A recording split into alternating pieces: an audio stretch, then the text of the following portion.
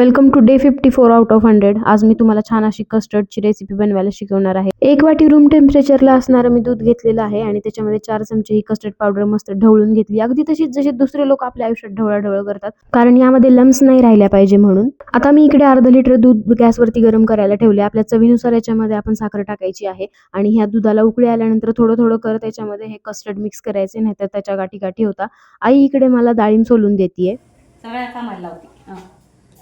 मग खायचं सगळ्यांना आहे ना. आणि तू काय रोज दिवस काम करून दिवस ऑफिस तूच म्हणली आई मी करते, केलं असतं. आता या दुधाला छान उकळी आलेली आहे. याला रूम टेम्परेचरला सेट होण्यासाठी ठेवूया. आणि मी काम करत असताना माझ्यासोबत कांड नाही होणार असं शक्यच नाही. इथे मला बोटाला लागलं. एनिवे, आईनं फक्त डाळिंब सोलून दिलं. बाकी ही पपई, सफरचंद, मोसंबी, केळी सगळं मी स्वतः कट करत आहे.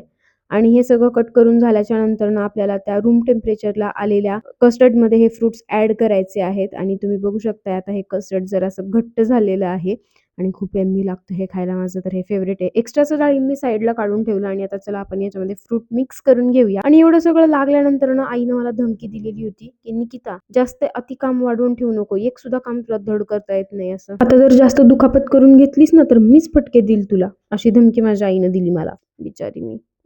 बघा किती सुंदर दिसत आहे हे. मला लवकर खायचे म्हणून मी ते फ्रीजर मध्ये सेट करायला ठेवले. अर्ध्या तासात मिळेल ते तुला खायला.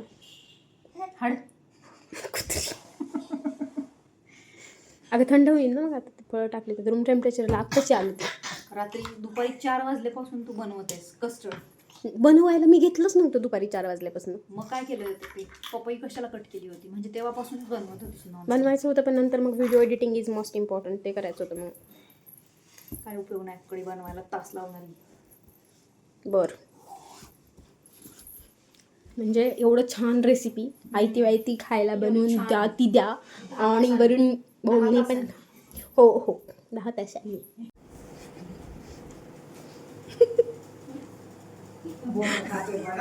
11:08 झालेत. आणि 4 वाजता बनवायला घेतलं. डाएट वाईट कर ग, डाएट वेट करत जा जरा. डाएट ये क्या होता है? खाते रहो बस खाते रहो.